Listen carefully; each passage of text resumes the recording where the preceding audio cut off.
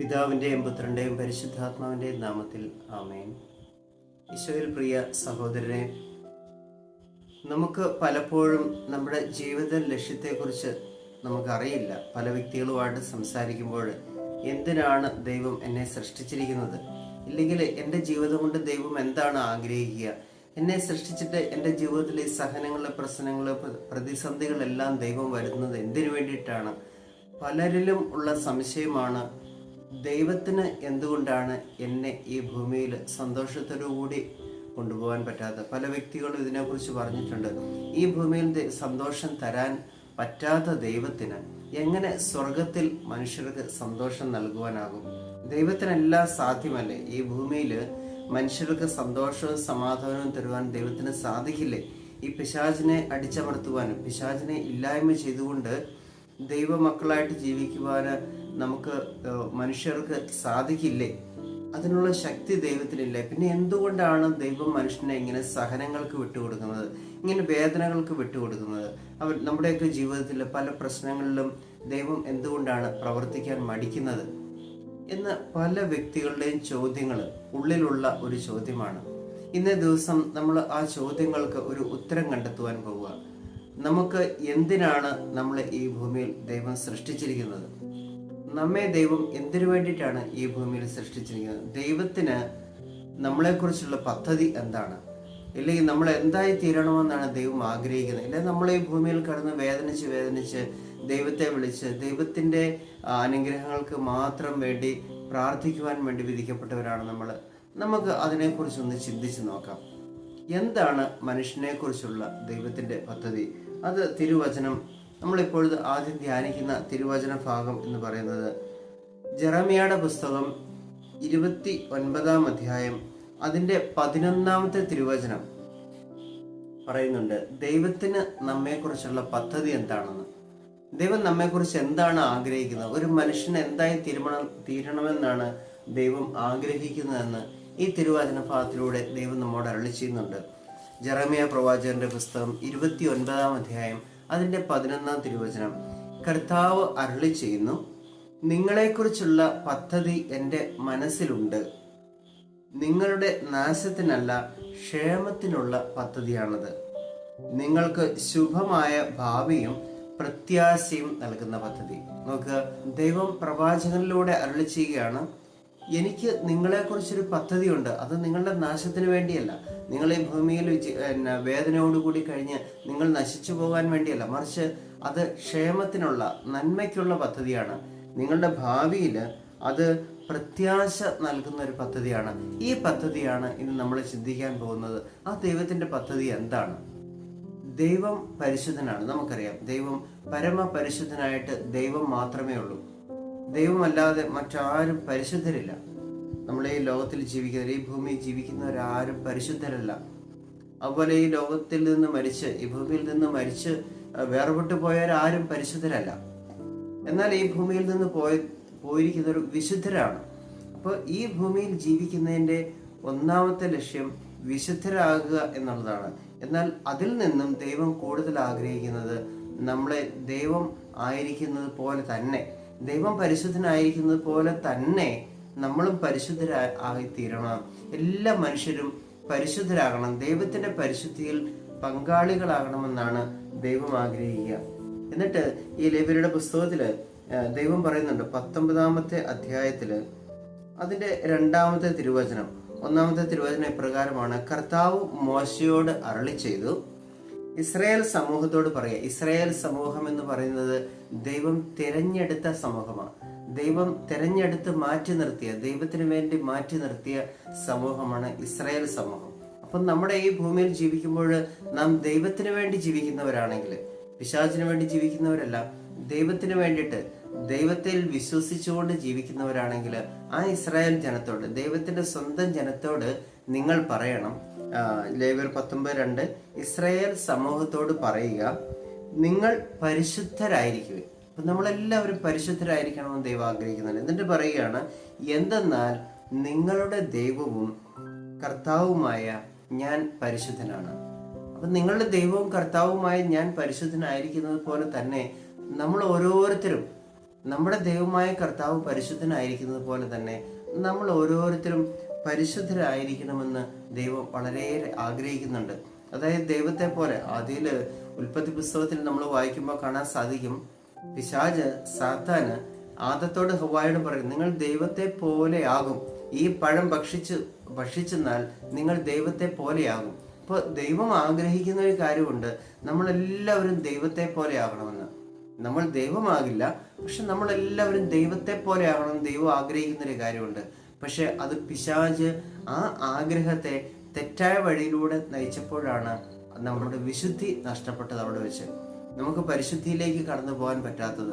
അപ്പൊ ദൈവം ആഗ്രഹിക്കുന്ന നമ്മളെല്ലാവരും ദൈവത്തെ പോലെ പരിശുദ്ധരാകണമെന്ന്. അതുകൊണ്ടാണ് ഇവിടെ പറയുന്നത്, ഞാൻ പരിശുദ്ധനായിരിക്കുന്നത് പോലെ തന്നെ നിങ്ങൾ പരിശുദ്ധരായിരിക്കും. അപ്പൊ നമുക്ക് എങ്ങനെ ദൈവത്തെ പോലെ പരിശുദ്ധനാകാൻ പറ്റും? നമുക്ക് എങ്ങനെ പരിശുദ്ധരാകാൻ പറ്റും? അപ്പൊ ദൈവത്തിന്റെ യഥാർത്ഥ ലക്ഷ്യം, ഏക ലക്ഷ്യം, നമ്മുടെ ഭാവിയെക്കുറിച്ചുള്ള ലക്ഷ്യം എന്ന് പറയുന്നത് നമ്മളെല്ലാവരും പരിശുദ്ധരാകണമെന്നാണ്. അതിനുള്ള വഴികളാണ് കർത്താവ് ഈശോ തിരുവചനത്തിലൂടെ, ദൈവം കൽപ്പനകളിലൂടെ നമുക്ക് നൽകിയിരിക്കും. നമ്മൾക്കൊരു പരിശുദ്ധനാകണമെങ്കിൽ ദൈവത്തിന്റെ ചേർന്ന് നിന്നുകൊണ്ട്, ദൈവത്തോട് ചേർന്ന് നിന്ന് ദൈവത്തെ പോലെ ആകണമെങ്കിൽ, ദൈവമാകാൻ സാധിക്കില്ല, ദൈവത്തെ പോലെ പരിശുദ്ധനാകണമെങ്കിൽ നമുക്ക് എന്ത് ചെയ്യണം? അതാണ് ദൈവം മനുഷ്യനെ സൃഷ്ടിച്ചപ്പോൾ, ഈ ഭൂമിയിൽ സൃഷ്ടിച്ചപ്പോൾ ദൈവത്തിനുണ്ടായിരിക്കുന്ന ഒരു ലക്ഷ്യം എന്ന് പറയുന്നത് നമ്മളെല്ലാവരും ദൈവത്തെ പോലെ ആയിരിക്കണമെന്ന്. അതെങ്ങനെയായിരിക്കണമെന്ന് പറയുക. പരിശുദ്ധനാകണമെങ്കിൽ എന്ത് ചെയ്യണം? പരിശുദ്ധരാകണമെങ്കിൽ എന്ത് ചെയ്യണം? അതിനു മുൻപ് ഒരു പടിയുണ്ട്.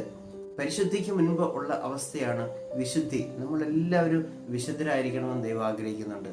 അതുകൊണ്ടാണ് തിരുവചന ഭാഗം ഇപ്രകാരം പറയുന്നുണ്ട്. 1 തെസ്സലോനിക്ക 4-ാം അധ്യായം അതിന്റെ 3-ാമത്തെ തിരുവചനം. തെസ്സലോനിക്കാർക്ക് എഴുതിയ 1-ാമത്തെ ലേഖനം 4-ാം അധ്യായം അതിന്റെ 3-ാം തിരുവചനത്തില് ഇപ്രകാരം പറയുന്നുണ്ട്, നിങ്ങളുടെ വിശുദ്ധീകരണമാണ് ദൈവം അഭിലഷിക്കുന്നത്, അസാന്മാർഗീയതയിൽ നിന്ന് നിങ്ങൾ ഒഴിഞ്ഞു മാറണം. അപ്പൊ ദൈവം ആഗ്രഹിക്കുന്ന എന്താ? നമ്മൾ വിശുദ്ധീകരിക്കപ്പെടണം.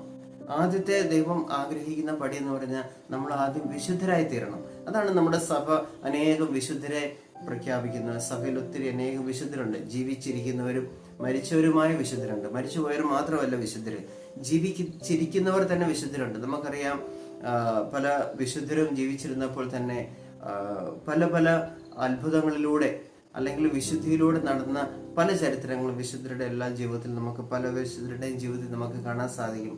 അപ്പൊ ദൈവം ആഗ്രഹിക്കുന്ന ഒരു കാര്യം എന്താണ്? നമ്മൾ ആദ്യം വിശുദ്ധരായി തീരണം. അതാണ് തെസ്സലോനിക്കക്കാർക്ക് എഴുതിയ 1-ാം ലേഖനത്തിൽ 4-ാം അധ്യായത്തിൽ 3-ാമത്തെ തിരുവചനം, നിങ്ങളുടെ വിശുദ്ധീകരണമാണ് ദൈവം അഭിലഷിക്കുന്നത്. വീണ്ടും പറയുന്നുണ്ട്, 7-ാമത്തെ തിരുവചനം വീണ്ടും പറയുന്നു, അശുദ്ധിയിലേക്കല്ല വിശുദ്ധിയിലേക്കാണ് ദൈവം നമ്മളെ വിളിച്ചിരിക്കുന്നത്. അപ്പൊ നമ്മൾ വിശുദ്ധരായി തീരാൻ വേണ്ടിയിട്ടാണ് ദൈവം നമ്മെ വിളിച്ചിരിക്കുന്നത്, അശുദ്ധിയിൽ ജീവിക്കാൻ വേണ്ടിയിട്ടല്ല. അപ്പോൾ നമ്മൾ വിശുദ്ധരായാൽ മാത്രമേ നമുക്ക് പരിശുദ്ധിയിലേക്ക് കടക്കാൻ പറ്റുള്ളൂ. നമ്മൾ വിശുദ്ധരല്ലെങ്കിൽ ഒരിക്കലും നമുക്ക് ദൈവത്തിന്റെ പരിശുദ്ധിയിൽ പങ്കാളികളാകാൻ സാധിക്കില്ല. അതുകൊണ്ടാണ് സഭയിൽ വിശുദ്ധരുടെ അനേക അനുഭവങ്ങളിലൂടെ ദൈവം നമ്മളെ നയിക്കുന്നത്. പല വിശുദ്ധരും അങ്ങനെ ആയതുകൊണ്ട് നിങ്ങളും അതുപോലെ വിശുദ്ധരെ പോലെ ആയിത്തീരണം. അല്ലാണ്ടിട്ട് ലോകം കണ്ട ശാസ്ത്രജ്ഞന്മാരെ പോലെയോ, ലോകം കണ്ട നടന്മാരെ പോലെയോ, ലോകം കണ്ട ഡോക്ടേഴ്സിനെ, എഞ്ചിനീയർമാരെ പോലെ അതുപോലെയൊന്നും നിങ്ങൾ ആകണമെന്നല്ല ദൈവം ആഗ്രഹിക്കുന്നത്.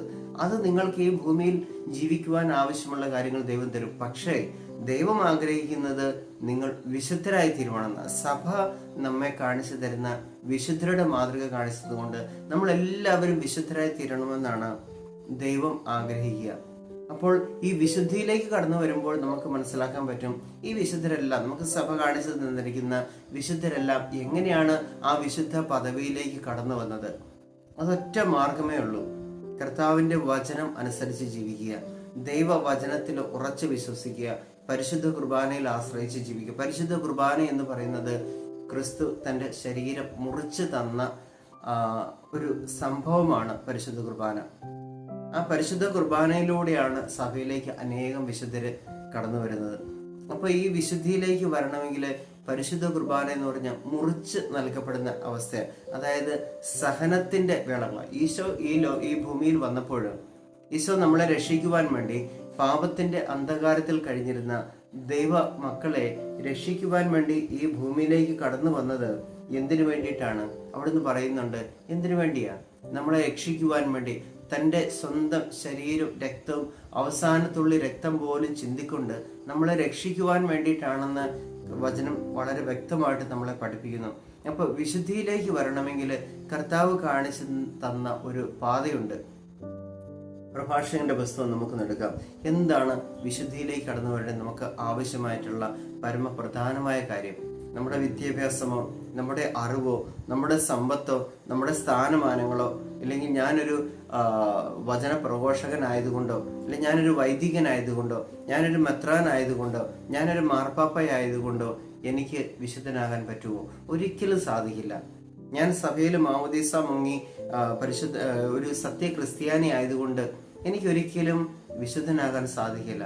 വിശുദ്ധനാകണമെങ്കിൽ എന്താണ് അതിനു വേണ്ട ഏറ്റവും വലിയ ക്വാളിറ്റി എന്ന് ദൈവവചനം നമ്മളെ പഠിപ്പിക്കുന്നുണ്ട് പ്രഭാഷകന്റെ പുസ്തകത്തിലൂടെ. പ്രഭാഷകന്റെ പുസ്തകം 2-ാം അധ്യായത്തില് അതിന്റെ 1 മുതലുള്ള തിരുവചനങ്ങൾ വായിക്കുമ്പോൾ നമുക്ക് കാണാൻ സാധിക്കും. പ്രഭാഷകൻ 2:1 മുതൽ ഞാനൊന്ന് വായിക്കാം. മകനെ, നീ കർത്തൃ ശുശ്രൂഷയ്ക്ക് ഒരുമ്പെടുന്നെങ്കിൽ പ്രലോഭനങ്ങളെ നേരിടാൻ ഒരുങ്ങിയിരിക്കുക. കർത്തൃ ശുശ്രൂഷയ്ക്ക്, ദൈവത്തെ ശുശ്രൂഷിക്കുവാന്, അതായത് ദൈവത്തോട് ചേർന്ന് നിൽക്കുവാന്, ദൈവത്തിന്റെ ആ സംരക്ഷണത്തിൽ ജീവിക്കുവാന്, ദൈവത്തിന്റെ ഹിതമനുസരിച്ച് ജീവിക്കുവാൻ, ദൈവ ശുശ്രൂഷയ്ക്ക് വേണ്ടി, ദൈവത്തിന് വേണ്ടി ജീവിക്കുവാൻ നീ ആഗ്രഹിക്കുന്നെങ്കിൽ പ്രലോഭനങ്ങളെ നേരിടാൻ ഒരുങ്ങിയിരിക്കുക. 2-ാമത്തെ തിരുവചനം പറയുന്നു, നിന്റെ ഹൃദയം അവക്രവും അചഞ്ചലവുമായിരിക്കട്ടെ, ആപത്തിൽ അടിപതറരുത്. അവിടത്തോട് വിട്ടകലാതെ ചേർന്ന് നിൽക്കുക, നിന്റെ അന്ത്യദിനങ്ങൾ ധന്യമായിരിക്കും. അടുത്ത വചനം പറയുന്നു, വരുന്ന ദുരിതങ്ങളെല്ലാം സ്വീകരിക്കുക, ഞെരുക്കുന്ന ദൗർഭാഗ്യങ്ങളിൽ ശാന്തത വെടിയരുത്. വരുന്ന ദുരിതങ്ങളെല്ലാം നിങ്ങൾ സ്വീകരിക്കുക, ഞെരുക്കുന്ന, അതായത് അത്രമാത്രം വേദനിപ്പിക്കുന്ന വിഷമിപ്പിക്കുന്ന ദൗർഭാഗ്യങ്ങളിൽ നിങ്ങൾ ശാന്തത വെടിയരുത്. ഈശോദ നമ്മളെ കാണിച്ചു തന്ന തൻ്റെ വേദനിക്കുന്ന അവസ്ഥയിൽ അവസാന പീഡാസഹനത്തിന്റെ വേളയിൽ വളരെ ശാന്തതയോടുകൂടി എല്ലാം സഹിച്ചതുപോലെ നിങ്ങൾ ശാന്തതയോടുകൂടി സഹിക്കണം. അടുത്ത വചനമാണ് വളരെ പ്രധാനപ്പെട്ടത്. പ്രഭാഷകന്റെ പുസ്തകം 2-ാം അധ്യായം അതിന്റെ 5-ാമത്തെ തിരുവചന ഇപ്രകാരം പറയുന്നു, എന്തെന്നാൽ സ്വർണം അഗ്നിയിൽ ശുദ്ധി ചെയ്യപ്പെടുന്നു, സഹനത്തിന്റെ ചൂളയിൽ കർത്താവിന് സ്വീകാര്യരായ മനുഷ്യരും. ശ്രദ്ധിച്ച് കേൾക്കണമേ, സ്വർണം അഗ്നിയിൽ ശുദ്ധി ചെയ്യപ്പെടുന്നു. അപ്പൊ സ്വർണം അത് ശുദ്ധി ചെയ്യപ്പെടണമെങ്കിൽ നമ്മുടെ കരങ്ങളിൽ അത് നല്ല വളരെ മനോഹരമായ ഭംഗിയുള്ള ആഭരണങ്ങളായിട്ട് ആ സ്വർണം ശുദ്ധി ചെയ്യപ്പെട്ടു വരണമെങ്കിൽ ആ സ്വർണം മണ്ണിൽ നിന്ന് കുഴിച്ചെടുത്ത് അതിനെ നല്ല അഗ്നിച്ചൂളയിട്ട് ഉരുക്കി അതിൻ്റെ മാറ്റ് കൂട്ടി അതിൻ്റെ പ്രഭ കൂട്ടി അതിനെ നല്ലൊരു ആഭരണമാക്കി മാറ്റുമ്പോൾ അതിൻ്റെ പിന്നിൽ വലിയൊരു സഹനത്തിൻ്റെ കഥയുണ്ട്. അതിൻ്റെ മുൻപിൽ വലിയൊരു സഹനത്തിൻ്റെ ജീവിതമുണ്ട് ഈ സ്വർണത്തിൻ്റെ പിന്നിൽ. അപ്പൊ അത്രമാത്രം അഗ്നിച്ചൂളയിൽ അതിനെ ഉരുക്കി വാർത്തെടുത്ത് ഈ സ്വർണം എത്രമാത്രം ഭംഗിയുള്ളതാക്കി തീർത്തു. ഇതുപോലെ തന്നെ വചനം പറയാണ്, ഇതുപോലെ തന്നെ സഹനത്തിന്റെ ചൂളയിൽ കർത്താവിന് സ്വീകാര്യരായ മനുഷ്യരെയും അവിടുന്ന് വാർത്തെടുക്കും. കർത്താവിന് സ്വീകാര്യരായ, അതായത് കർത്താവിന് വേണ്ടപ്പെട്ടവരെ, കർത്താവിനോട് ചേർന്ന് നിൽക്കുന്നവരെ കർത്താവ് സഹനത്തിന്റെ തീച്ചൂളയിൽ അവരെ വാർത്തെടുക്കും. നോക്കി, അപ്പോൾ ഒരു വിശുദ്ധനാകാൻ അടിസ്ഥാനമായിട്ട് നമുക്ക് വേണ്ട ഒരു കാര്യം എന്താണ്? സഹനങ്ങൾ ജീവിതത്തിൽ ഉണ്ടാവണം. സഹനങ്ങൾ ജീവിതത്തിൽ ഉണ്ടാവണം. അത് വളരെ കഠിനമായ സഹനങ്ങളാണെങ്കിൽ കൂടുതൽ വിശുദ്ധിയിലേക്ക് നമുക്ക് വളരാൻ സാധിക്കും. നിങ്ങളൊന്ന് ചിന്തിച്ച് നോക്കിയേ, നമ്മുടെ എല്ലാ വിശുദ്ധരും, നമ്മുടെ സഭ കാണിച്ചു തരുന്ന വിശുദ്ധര്, ഏത് വിശുദ്ധനാണ് സഹനങ്ങളിലൂടെ അല്ലാതെ കടന്നു പോയിട്ടുള്ളത്? എല്ലാ വിശുദ്ധരും, അതായത് അപ്പസ്തോലന്മാരും സഭയിൽ ജീവിച്ചിരുന്ന എല്ലാ വിശുദ്ധരും കാണിച്ചു തരുന്ന ഒരു വഴിയാണ് സഹനത്തിന്റെ വഴി. ആ വഴി തന്നെയല്ലേ ക്രിസ്തു കാണിച്ചത്? ആ ക്രിസ്തു കാണിച്ചു തന്ന സഹനത്തിന്റെ വഴിയിലൂടെ നടന്നവരെല്ലാവരും അവർ വിശുദ്ധരായിട്ടുണ്ട്. ആ വിശുദ്ധിയിൽ നിന്ന് ക്രിസ്തു അവരെ പരിശുദ്ധിയിലേക്ക് നയിക്കും. അപ്പോൾ നമുക്ക് വേണ്ട അടിസ്ഥാന ഗുണം എന്താണെന്ന് വെച്ചാൽ, ദൈവം ആഗ്രഹിക്കുന്നത് സഹനത്തിന്റെ തീച്ചൂളയിൽ നമ്മൾ വാർത്തെടുക്കപ്പെടണം.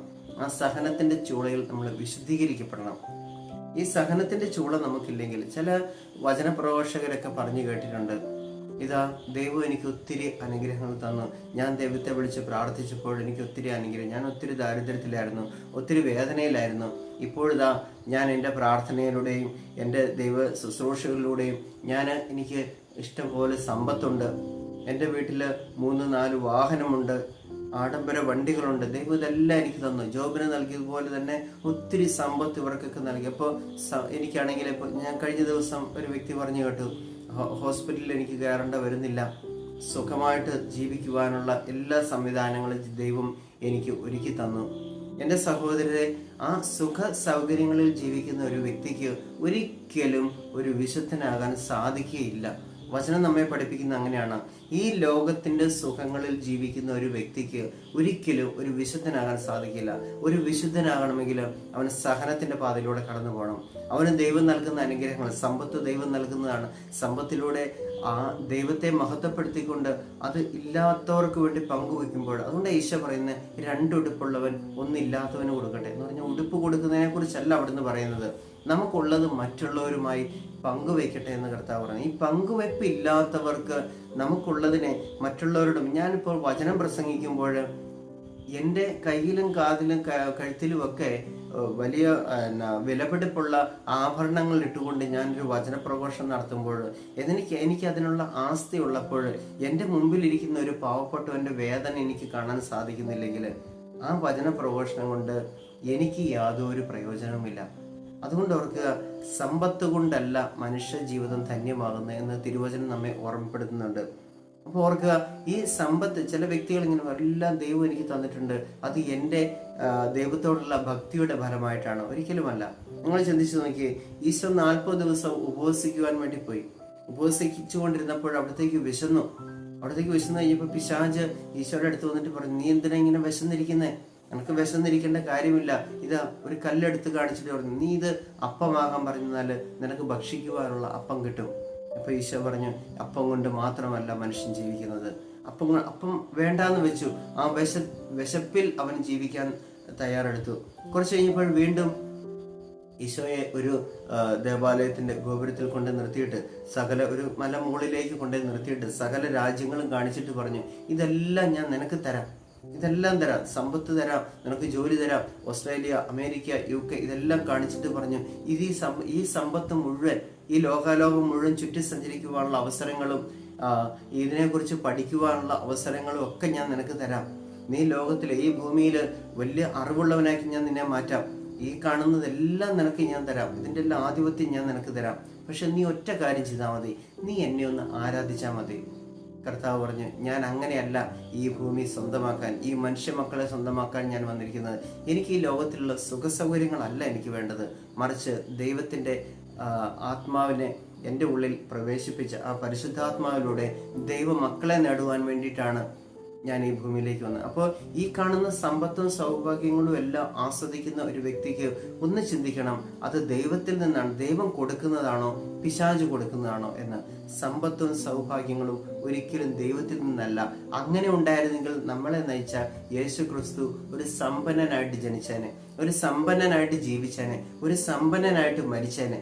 അപ്പൊ നമുക്ക് ഈശോ നമ്മളെ പഠിപ്പിക്കുന്ന ഒരു കാര്യമുണ്ട്, അന്നന്ന് വേണ്ടുന്ന ആഹാരം ഇന്ന് ഞങ്ങൾക്ക് തരണമേ. അന്നന്ന് വേണ്ടുന്ന ആഹാരത്തിന് വേണ്ടി നമ്മൾ അധ്വാനിക്കുക. അല്ലെങ്കിൽ ആ പരിശുദ്ധ കുർബാനയ്ക്ക് വേണ്ടിയിട്ട് അന്നന്ന് വേണ്ട ആഹാരം എന്ന് പറയുന്നത് ഈ ഭൂമിയിലുള്ള ആഹാരത്തെക്കുറിച്ചല്ല പറയുന്നത്, മറിച്ച് ദിവ്യകാരുണ്യത്തെക്കുറിച്ചും പരിശുദ്ധ കുർബാനയെക്കുറിച്ചുമാണ്. എന്നും പരിശുദ്ധ കുർബാനയിൽ ആശ്രയിച്ച് ജീവിക്കുന്ന ഒരു വ്യക്തിക്ക് ഒരു കുറവും കർത്താവ് വരുത്തുകയില്ല. അതുകൊണ്ടാണ് സങ്കീർത്തനം 23 പറയുന്നുണ്ട്, കർത്താവാണ് എൻ്റെ ഇടയൻ. കർത്താവ് ഇടയനായിരിക്കുന്ന വ്യക്തികൾക്ക് ഒന്നിനും കുറവുണ്ടാവുകയില്ല. കർത്താവാണ് എൻ്റെ ഇടയൻ, എനിക്കൊന്നിനും ഒരു കുറവും ഉണ്ടാവുകയില്ല.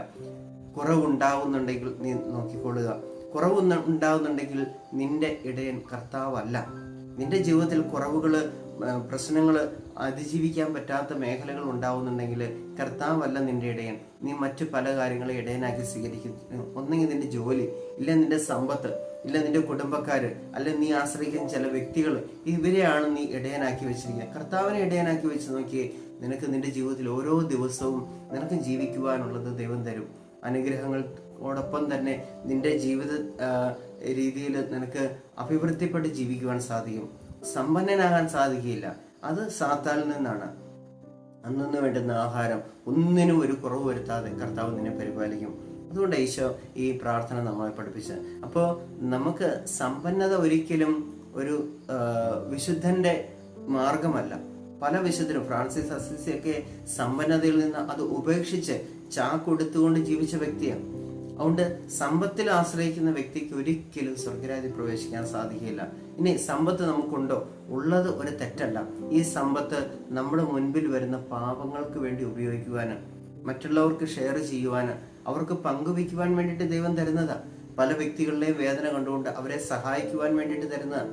സുവിശേഷ വേലയ്ക്ക് വേണ്ടി, ലോകം മുഴുവൻ സുവിശേഷം അറിയണം, അതിനുവേണ്ടി തരുന്നതാ സമ്പത്ത്. അപ്പോൾ നമുക്ക് കർത്താവ് പറയുന്ന ഒരു കാര്യം ഇതാണ്, സഹനത്തിന്റെ ചൂള നമുക്ക് വേണം. സഹനത്തിന്റെ ചൂള ഇല്ലാത്ത ഒരു വ്യക്തിക്കും ഒരു വിശുദ്ധനാകാൻ സാധിക്കില്ല. ഈ സഹനത്തെ കുറിച്ച് പറയുമ്പോൾ പലരും പറയാറുണ്ട്, എന്നോട് പറയാറുണ്ട്, ഇതാ ഞങ്ങൾ എന്തുമാത്രം സഹിക്കുന്നുണ്ടെന്നറിയാവോ? എൻ്റെ ഭർത്താവിൽ നിന്ന് എന്തോരം വേദന ഞാൻ സഹിക്കുന്നുണ്ട്, അല്ല എൻ്റെ ഭാര്യയിൽ നിന്ന് എന്തോരം വേദന സഹിക്കുന്നുണ്ട്. ഇതാ എൻ്റെ ശരീരത്തിന്റെ രോഗത്തിന്റെ വേദനകൾ, ഒരിക്കലും സഹിക്കാൻ പറ്റാത്ത വേദന ഞാൻ അനുഭവിക്കുന്നുണ്ട്. ഇത് എൻ്റെ ജീവിതത്തിൽ ഉടനീളം ഒത്തിരി വേദനകളിലൂടെ ഞാൻ കടന്നു വന്നിട്ടുണ്ട്. ഈ വേദനകളെല്ലാം എനിക്ക് ദൈവത്തിന് കാഴ്ച വെച്ചുകൊണ്ട് എനിക്കൊരു വിശുദ്ധനാകാൻ സാധിക്കും? ഒരിക്കലും ഇല്ല കേട്ടോ. ഈ വേദനകൾ കൊണ്ട് ഒരിക്കലും ഒരാൾ വിശുദ്ധനാകാൻ സാധിക്കില്ല. ഇപ്പം നിങ്ങൾ ചിന്തിക്കുന്നുണ്ടായിരിക്കും, സഹനങ്ങൾ ഉണ്ടെങ്കിലേ വിശുദ്ധനാകാൻ പറ്റുള്ളൂ എന്ന് ഇയാൾ പറയുകയും ചെയ്യുന്നു, എന്നാൽ സഹനങ്ങൾ കൊണ്ട് ഒരു വിശുദ്ധനാകാൻ സാധിക്കുകയില്ല എന്ന്. ഇതെങ്ങനെ ഒരു വായിൽ രണ്ട് വാക്ക് പറയാൻ സാധിക്കുമെന്ന് നിങ്ങൾ ചിന്തിക്കുന്നുണ്ടാവും. എന്നാൽ അത് വളരെ വ്യക്തമായിട്ട് വചനം നമ്മെ പഠിപ്പിക്കുന്നുണ്ട്. ഇതിനെല്ലാം വചനങ്ങളുണ്ട് കേട്ടോ. ഈ വചനങ്ങൾ നമ്മൾ മനസ്സിലാക്കാത്തതുകൊണ്ട്, കർത്താവിൻ്റെ വചനം നമ്മുടെ ഉള്ളിൽ ഇല്ലാത്തതുകൊണ്ടാണ് പല കാര്യങ്ങളും നമുക്ക് തെറ്റുപറ്റുന്നത്. നമുക്ക് സഹനങ്ങൾ വേണം. നമുക്ക് രണ്ട് തരത്തിലുള്ള സഹനങ്ങളാണ് നമുക്കുള്ളത്. കർത്താവിൻ്റെ കുരിശ് ഒരു സഹനമാണ്. രണ്ട്, വലത് കിടന്ന കള്ളന്, അവൻ്റെ ജീവിതം സഹനമാണ്. മൂന്നാമത്തെ സഹനം എന്ന് പറഞ്ഞാൽ ഇടത് കിടന്ന കള്ളന്. അവൻ ആ സഹനം കൊണ്ട് ഒരു ഗുണവും കിട്ടിയില്ല. അതുകൊണ്ട് ഒരു ഗുണവുമില്ലാത്ത സഹനവുമുണ്ട്, അത് ഗുണത്തിലേക്ക് വന്ന വലത് കിടന്ന കള്ളന്റെ സഹനവുമുണ്ട്. മറ്റൊരു സഹനം എന്ന് പറഞ്ഞാൽ കർത്താവിന്റെ സഹനമാണ്. അതാണ് വിശുദ്ധിയിലേക്കുള്ള. അപ്പോൾ ഒരു പടിപടിയായിട്ട് വരുന്ന ഒരു മേഖല കർത്താവോടെ ഈ മൂന്ന് കുരിശ് കർത്താവ് കാണിച്ചു തന്നപ്പോൾ അത് വെറുതെ കർത്താവ് കാണിച്ചതല്ല. ആദ്യത്തെ കുരിശ്, ഇടത് കിടന്ന കള്ളന്റെ കുരിശ്, അവൻ അനുതപിക്കാത്ത സഹനങ്ങളിൽ തന്റെ സഹനങ്ങളെല്ലാം വിദ്വേഷത്തോടും പകയോടും ദേഷ്യത്തോടും കൂടി സഹിച്ച. നമുക്കറിയാം നമ്മുടെ സമൂഹത്തിൽ ഒത്തിരി സഹിക്കുന്നവരുണ്ട്. ഞാൻ കാണുന്ന ചില വ്യക്തികളുണ്ട്, ഒത്തിരി സഹനങ്ങൾ ഏൽക്കുന്നുണ്ട്. പക്ഷെ ആ സഹനങ്ങൾ ഏറ്റെടുക്കുമ്പോഴും അവരവരുടെ ജീവിത പങ്കാളിയെ വെറുത്തുകൊണ്ട്, കുടുംബാംഗങ്ങളെ വെറുത്തുകൊണ്ട്, സമൂഹത്തെ വെറുത്തുകൊണ്ട്, വൈദികരെ തെറി പറഞ്ഞുകൊണ്ട്, അല്ലെങ്കിൽ സിസ്റ്റേഴ്സിനെ തെറി പറഞ്ഞുകൊണ്ട്, പിതാക്കന്മാരെ തെറി പറഞ്ഞുകൊണ്ട്, മറ്റുള്ളവരെ വെറുത്തുകൊണ്ട്, ഉപദ്രവം ചെയ്തുകൊണ്ട് അവർ ജീവിക്കുമ്പോൾ, അവരുടെ ജീവിതത്തിൽ സഹനങ്ങൾ ഉണ്ടാകുമ്പോൾ അവർ പറയും, ഞാൻ ഈ ചെയ്യുന്ന പാപത്തിന്റെ എല്ലാം പ്രായശ്ചിത്തം ഈ സഹനങ്ങളിലൂടെ എനിക്ക് രക്ഷ കിട്ടും. ഒരിക്കലും കിട്ടുകയില്ല കേട്ടോ. നമ്മൾ സഹിക്കുന്ന സഹനങ്ങൾ അത് ക്രിസ്തുവിന് വേണ്ടി മാത്രമാണെങ്കിലേ നമുക്ക് രക്ഷയ്ക്ക് കാരണമാകുള്ളൂ. അതെങ്ങനെ തിരിച്ചറിയാൻ പറ്റും? നമുക്ക്, ഞാൻ പറഞ്ഞു, രണ്ട് സഹനങ്ങളുണ്ട്. നമുക്ക് ക്രിസ്തുവിന് വേണ്ടിയും സഹിക്കാം, നിവൃത്തിയില്ലാതെയും സഹിക്കാം. നമ്മൾ ഏൽക്കുന്ന സഹനങ്ങൾ എപ്പോഴും അത് കർത്താവിന് പ്രീതികരമാവുന്നുണ്ടോ ഇല്ലയോ എന്ന് നമ്മൾ തിരിച്ചറിയേണ്ടതുണ്ട്. നമ്മുടെ ജീവിതത്തിൽ ഉണ്ടാകുന്ന സഹനങ്ങൾ അത് ക്രിസ്തുവിന് വേണ്ടിയാണെങ്കിൽ ആ സഹനങ്ങൾക്ക് അർത്ഥമുണ്ട്. അതുകൊണ്ടാണ് പത്രോസ്ലീഹ എഴുതിയ 1-ാം ലേഖനത്തില് 2-ാം അധ്യായം 20-ാമത്തെ തിരുവചനം ഇപ്രകാരം പറയുന്നു, തെറ്റ് ചെയ്തിട്ട് അടിക്കപ്പെടുമ്പോൾ ക്ഷമയോടെ സഹിച്ചാൽ നിങ്ങൾക്ക് എന്ത് മഹത്വമാണുള്ളത്. നമ്മളെ മറ്റുള്ളവരെ ഉപദ്രവിച്ചിട്ടും, മറ്റുള്ളവരെ വേദനിപ്പിച്ചിട്ടും, മറ്റുള്ളവരെ മനസ്സിലാക്കാതെ, മറ്റുള്ളവരോട് ഐക്യപ്പെടാതെ, അവരോടുള്ള വെറുപ്പ് വെച്ചുകൊണ്ട്, നമ്മുടെ തെറ്റുകൾ മൂലം, നമ്മുടെ ജീവിതത്തിൽ ഉണ്ടാകുന്ന ചില പാപത്തിന്റെ മേഖലകൾ മൂലം നമ്മൾ അനുഭവിക്കുന്ന സഹനങ്ങൾ അതൊരിക്കലും ദൈവത്തിന്റെ മുൻപിൽ പ്രീതികരമാവുന്നില്ല. അതുകൊണ്ടാണ് ഇവിടെ പറയുന്നത്, തെറ്റ് ചെയ്തിട്ട് അടിക്കപ്പെടുമ്പോൾ, ഞാനത് തെറ്റ് ചെയ്തിട്ട് സഹനം ഏറ്റുന്നാൽ ആ സഹനത്തിന് ദൈവത്തിന് മുമ്പിൽ യാതൊരു വിലയുമില്ല. എന്നാൽ തെറ്റ് ചെയ്യാതെ ഞാൻ ഇവിടെ പറയുന്നുണ്ട്, നിങ്ങൾക്ക് എന്ത് മഹത്വമാണ്. എന്നാൽ നിങ്ങൾ നന്മ ചെയ്തിട്ട് പീഡകൾ സഹിക്കേണ്ടി വന്നാൽ അത് ദൈവസന്നിധിയിൽ പ്രീതികരമാണ്. നിങ്ങൾ നന്മ ചെയ്തിട്ട് സഹിക്കേണ്ടി വന്നാൽ അത് ദൈവസന്നിധിയിൽ പ്രീതികരമാണ്. അപ്പം നമുക്ക് പലപ്പോഴും നമ്മൾ ചില കൂടുതൽ വ്യക്തികളും സഹിക്കുന്നത് അവരുടെ ജീവിതത്തിൽ വന്ന തെറ്റുകളുടെ പരിണത ഫലമായിട്ടാണ്. അവർ ചെയ്തു കൂട്ടിയ ചില പ്രവൃത്തികളുടെ, അവർ ചെയ്തുകൊണ്ടിരിക്കുന്ന ചില വിദ്വേഷത്തിന്റെ പകയുടെ ഫലമായിട്ടാണ് അവരുടെ ജീവിതത്തിലെ സഹനങ്ങൾ അനുഭവിക്കുക. ഞാൻ ഓർക്കുന്നു, ഒരു കുടുംബം അവരുടെ ജീവിതത്തിൽ ഒത്തിരി പ്രശ്നങ്ങൾ, ഒത്തിരി സഹനങ്ങൾ, മറ്റ് കേസ് പരമായിട്ടുള്ള കാര്യങ്ങളുണ്ട്, രോഗങ്ങൾ ഉണ്ട്, ഒത്തിരി വിഷമങ്ങളുണ്ട്. അപ്പോൾ അവരോട് ഞാൻ ഇങ്ങനെ ഒരിക്കൽ സംസാരിച്ചു, നിങ്ങൾ ഇങ്ങനെയുള്ള കാര്യങ്ങൾ, നിങ്ങൾ ദൈവവചനത്തിലേക്ക് ഒന്ന് കടന്നു വരിക. നിങ്ങളുടെ കുടുംബത്തിലെ പ്രശ്നങ്ങൾ ഒരു ധ്യാനം കൂടി കഴിയുമ്പോൾ ഒത്തിരി മാറ്റം വരും. കാരണം അവരുടെ കുടുംബത്തിൽ അവരുടെ അയൽവക്കംകാരുമായിട്ട് അവർക്ക് വേണ്ടപ്പെട്ട ഒരു വ്യക്തികളുമായിട്ട് അവർ തമ്മിൽ അടിച്ചുകൊണ്ടിരിക്കുക. ഒരു കേസിൽ കോടതിയിൽ വരെ കേസ് കിടക്കുകയാണ്. അപ്പോൾ കേസ് കളിച്ചുകൊണ്ടേ ഞാൻ അവരോട് പറഞ്ഞു, നിങ്ങൾ ആ കേസ് നിങ്ങൾ ഉപേക്ഷിക്കും. ആ കേസ് അവരോട് ക്ഷമിച്ചുകൊണ്ട് അത് വിട്ടുകൊടുക്കുക. ചിലപ്പോൾ 1 ഇഞ്ച് ഭൂമിക്ക് വേണ്ടിയിട്ടായിരിക്കും, ഇല്ലെങ്കിൽ ചെറിയ ചെറിയ കാര്യങ്ങൾക്ക് വേണ്ടിയിട്ടായിരിക്കും ഈ കേസ് നടത്തുക. അപ്പം ഞാൻ പറഞ്ഞു, നിങ്ങൾ അത് വിട്ടുകൊടുക്കുക. ആ സ്ഥലം അത്രയും പോയെന്നാലോ, ആ വീട് അത്രയും പോയെന്നാലോ, നിങ്ങളുടെ സമ്പത്ത് അത്രയും പോയെന്നാലോ അത് കൊണ്ടുപോകട്ടെ, അവർ കൊണ്ടുപോകട്ടെ. നിങ്ങൾ അതിനു വേണ്ടി കേസ് കളിക്കരുത്. ഇല്ല, ഇത് എൻ്റെ കാരണന്മാരുടെ സ്വത്താണ്, ഇത് വിട്ടുകൊടുത്തിട്ട് അവന് വിട്ടുകൊടുത്തിട്ട് അങ്ങനെ ഒരു വിട്ടുവീഴ്ച ചെയ്തിട്ട് എനിക്ക് ഒരു പരസ്പരം ഐക്യപ്പെടേണ്ട ആവശ്യമില്ല. എൻ്റെ ഭാഗത്താണ് നീതി. അത് എവിടെ പറയുന്നു നോക്കി, നീതി നിന്റെ ഭാഗത്താണെങ്കിലും ശരി നിന്റെ ഭാഗത്താണെങ്കിലും അത് വിട്ടുകൊടുക്കുമ്പോൾ നിനക്കുണ്ടാകുന്ന സഹനമുണ്ട്. അത് വിട്ടുകൊടുക്കാതെ എൻ്റെ ഭാഗത്താണ് ശരിയെന്ന് പറഞ്ഞുകൊണ്ട് അത് വിട്ടുകൊടുക്കാതെ അവനെതിരെ കേസ് കളിക്കുകയും അവനോട് മല്ലടിക്കുകയും ചെയ്യുമ്പോൾ നിന്റെ ജീവിതത്തിൽ വരുന്ന പ്രശ്നങ്ങൾ, വേദനകൾ അതൊരിക്കലും ദൈവത്തിന് മുമ്പിൽ പ്രീതികരമല്ല. അതിലൂടെ ഉണ്ടാകുന്ന വേദനകൾ, അതിലൂടെ ഉണ്ടാകുന്ന രോഗങ്ങൾ, അതിലൂടെ ഉണ്ടാകുന്ന സഹനങ്ങൾ കൊണ്ട് നിനക്ക് യാതൊരു പ്രയോജനവുമില്ല. അതുകൊണ്ട് എങ്ങനെയുള്ള സഹനങ്ങളാണ് നിന്റെ ജീവിതത്തിൽ ദൈവത്തിന് പ്രീതികരമായി തീരുക? ക്ഷമിക്കുമ്പോൾ, നിങ്ങൾ നന്മ ചെയ്തിട്ട്, മറ്റുള്ളവർക്ക് നന്മ ചെയ്തിട്ട് അവരിൽ നിന്ന് നിങ്ങൾക്ക് വേദന ഉണ്ടാകുന്നുണ്ടെങ്കിൽ ആ വേദന നിങ്ങൾ സന്തോഷപൂർവ്വം ക്രിസ്തുവിനെ പ്രതി സഹിക്കുമ്പോൾ, നിങ്ങൾ പരാതിപ്പെടുമ്പോഴല്ല, അല്ലെങ്കിൽ അവർക്കെതിരെ തിരിയുമ്പോഴല്ല, അത് ക്രിസ്തുവിനെ പ്രതി ആ സഹനങ്ങൾ ക്ഷമയോടെ ക്രിസ്തു സഹിച്ച പോലെ ക്ഷമയോടെ സഹിക്കുന്നുണ്ടെങ്കിൽ നിങ്ങൾ അവിടെയാണ് ദൈവത്തിന് പ്രീതികരമായിട്ടുള്ള, നിങ്ങൾക്ക് വിശുദ്ധിയിലേക്കുള്ള നിങ്ങളുടെ സഹനം എന്ന് പറയുന്നത്. വിശുദ്ധരുടെ എല്ലാം ജീവിതത്തിൽ അങ്ങനെയാണ്. അവര് ക്രിസ്തുവിന് വേണ്ടി സഹിച്ചവരാണ്. അവരുടെ ഭാഗത്താണ് ശരിയെങ്കിലും അനീതിക്ക് എതിരെ പോരാടുമ്പോഴും നീതി ഇവരുടെ ഭാഗത്താണെങ്കിലും അനീതിക്കെതിരെ അവരുടെ ജീവിതത്തെ പോരാടിക്കൊണ്ട്, എന്ന് വെച്ചെന്നാൽ ക്ഷമയോട് സ്നേഹത്തോടും കൂടെ യുദ്ധം ചെയ്തുകൊണ്ടല്ല, വാളെടുത്ത് വെട്ടിക്കൊണ്ടല്ല, മറിച്ച് ക്ഷമയിലും സഹനത്തിലും സ്നേഹത്തിലും മറ്റുള്ളവരോട് ഇടപെട്ടുകൊണ്ട് ആ സഹിക്കുമ്പോൾ ആ സഹനത്തിന് ദൈവത്തിന് മുമ്പിൽ വളരെ പ്രീതികരമാണ്. ആ സഹനത്തിനാണ് നമ്മൾ വിശുദ്ധീകരിക്കാൻ സാധിക്കുക. അതുകൊണ്ട് ഓർക്കുക, ഈ ചില വ്യക്തികൾ പറയുന്നത് പോലെ ഞാൻ ഒത്തിരി വേദനിക്കുന്നുണ്ട്, ഞാൻ ഒത്തിരി സഹിക്കുന്നു, ഈ സഹനം ഒന്നും നിങ്ങൾക്ക് ഉപകാരപ്രദമാവില്ല. ഈ സഹനങ്ങളെല്ലാം നിങ്ങൾ ക്രിസ്തുവിനെ പ്രതി ആണെങ്കിൽ, നിങ്ങൾ ക്രിസ്തുവിന് വേണ്ടിയിട്ടാണ് സഹിക്കുന്നെങ്കിൽ, അല്ലെങ്കിൽ ദൈവ ശുശ്രൂഷയ്ക്ക് വേണ്ടിയിട്ടാണ് സഹിക്കുന്നെങ്കിൽ, മറ്റൊരു ഉദാഹരണം കൂടെ ഞാൻ പറയാം.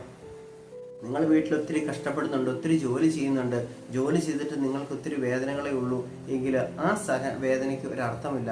എന്നാൽ നിങ്ങൾ ദൈവ ശുശ്രൂഷയ്ക്ക് വേണ്ടി നിങ്ങൾ ഒരാഴ്ച ഒരു ധ്യാനത്തിന് പോയി, ഇല്ലെങ്കിൽ ഒരു കൺവെൻഷന് പോയി, ഇല്ലെങ്കിൽ ഇടവോ ധ്യാനം വന്നപ്പോൾ ആ ധ്യാനത്തിൽ പോയി സംബന്ധിക്കാൻ നിങ്ങളുടെ വീട്ടിൽ ഇച്ചിരി അസൗകര്യങ്ങളുണ്ട്, അല്ലെങ്കിൽ മൃഗങ്ങളുള്ളത് കൊണ്ട് ആ ധ്യാനത്തിൽ പോകാൻ പറ്റില്ല. അപ്പൊ നിങ്ങൾ എന്ത് ചെയ്യും?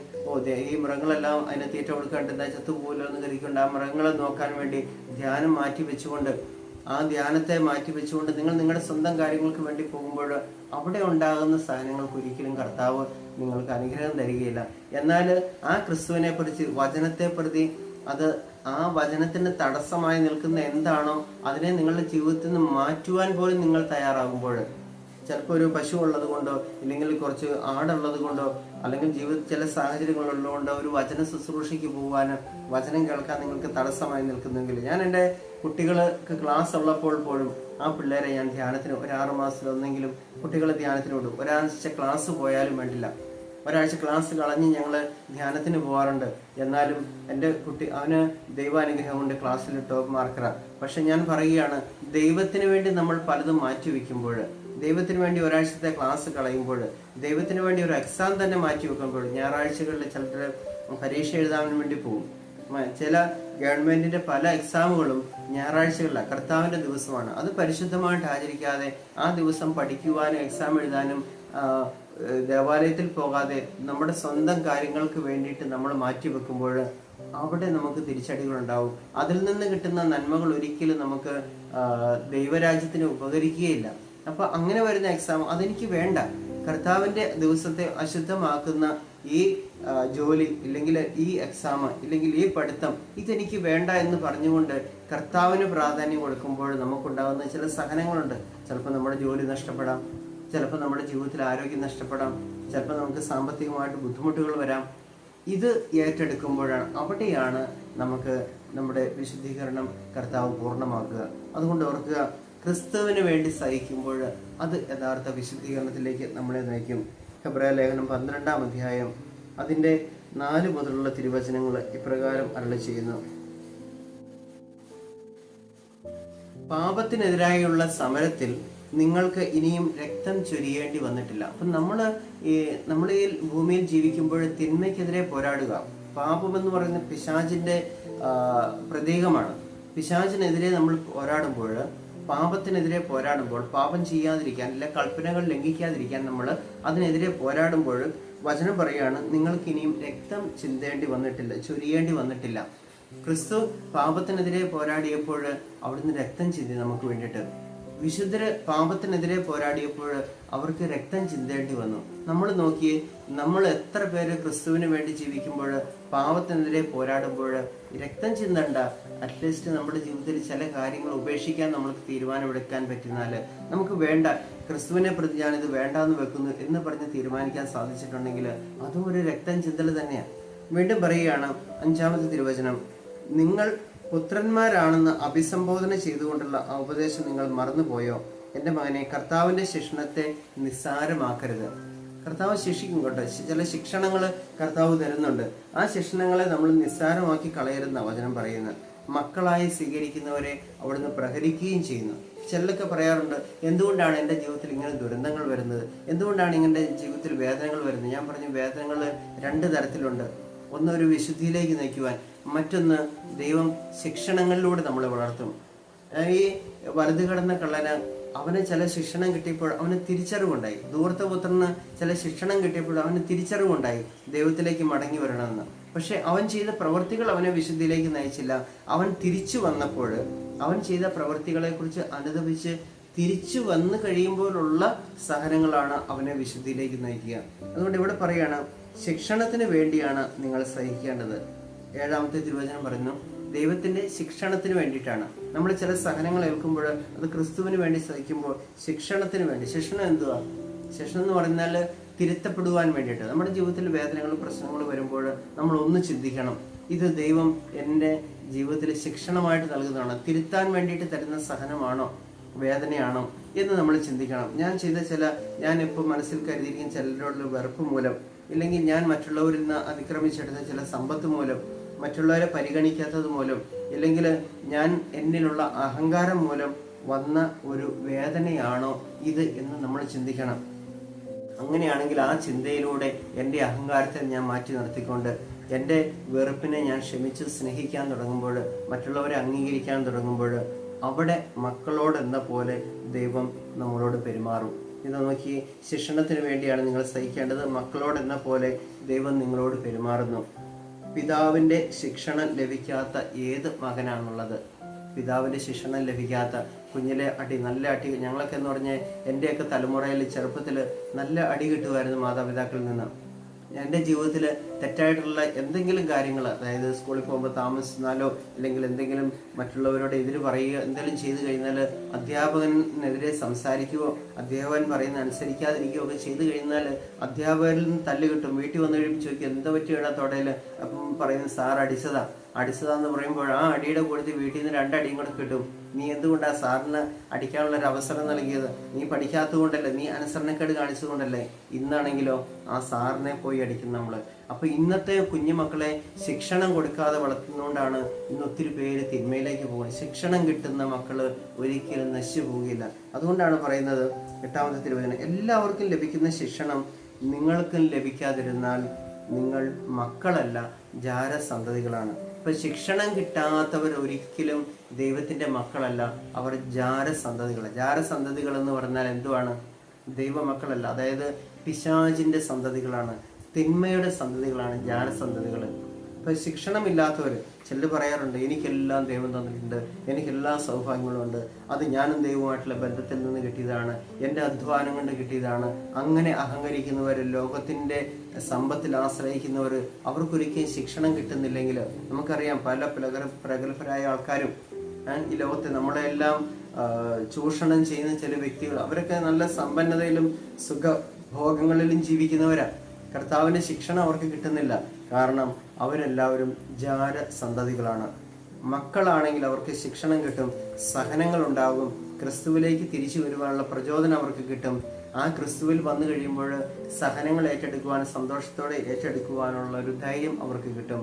അപ്പൊ നോക്കുക, നമ്മൾ ദൈവമക്കളാണോ ജാരസന്തതികളാണോ? നമ്മൾ ജാരസന്തതികളാണെങ്കിൽ ഒരിക്കലും നമുക്ക് ദൈവത്തിന്റെ ശിക്ഷണത്തെ അംഗീകരിക്കാൻ പറ്റില്ല. അതുകൊണ്ടാണ് പലരും പറയുന്നത്, ഈ ലോകത്തിൽ ഒന്നും ചെയ്യാൻ പറ്റാത്ത ഈ ദൈവത്തിന് എന്ത് വാഴയ്ക്കയാണ് സ്വർഗത്തിൽ ചെയ്താൽ ചെയ്യാൻ സാധിക്കുക എന്നൊക്കെ പറയുന്നത് ദൈവത്തിന്റെ ശിക്ഷണമേൽക്കാൻ മനസ്സില്ലാത്തവരാണ്.